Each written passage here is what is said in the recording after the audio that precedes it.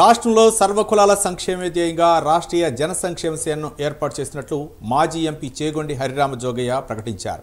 తాను గతంలో కాపుల సంక్షేమానికి, వారి ఆర్థిక, రాజకీయ ఎదుగుదలకు ఎంతగానో కృషి చేశారని జోగయ్య చెప్పారు. అలాగే జనసేన పార్టీకి మద్దతుగా కాపు సంక్షేమ సేనను రాష్ట్ర స్థాయిలో ఏర్పాటు చేశారని చెప్పారు. ఎన్నికల సమయంలో జనసేనకు వెన్నుదన్నుగా కూడా నిలిచామని చెప్పారు. ఇప్పుడున్న పరిస్థితిలో సర్వకుల సంక్షేమం కోరుకునే పవన్ కళ్యాణ్ పైన కూడా కులముద్ర పడటం దురదృష్టకరమని జోగయ్య అన్నారు. ఈ పరిణామం మంచిది కాదని తెలుసుకుని నేటి నుంచి కాపు సంక్షేమ సేన నుండి బయటకు వచ్చేస్తున్నారని జోగయ్య ప్రకటించారు.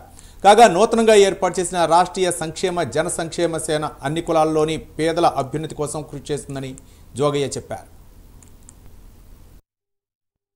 పాలకొల్లు పట్టణం కేంద్రంగా రాష్ట్రీయ జన సంక్షేమ సేన అనే నూతన సామాజిక సంస్థను స్థాపించడం జరిగిందని తెలియపరచడానికి సంతోషిస్తున్నాం. ఈ సంస్థ ఏ ఇతర కుల సంఘాలకు పోటీ మాత్రం కాదని విశదపరుస్తున్నాం. కాపు సంక్షేమ సేన అధ్యక్షుడిగా ఉంటూ కేవలం కాపుల యొక్క సంక్షేమం పట్ల మాత్రమే కేంద్రీకరించి పనిచేస్తూ వచ్చాం. రాజకీయంగా జనసేన పార్టీకి మద్దతు ప్రకటిస్తూ కాపు సంక్షేమ సేన పనిచేస్తూ వచ్చిన మాట మీ అందరికీ కూడా తెలిసిన విషయమే.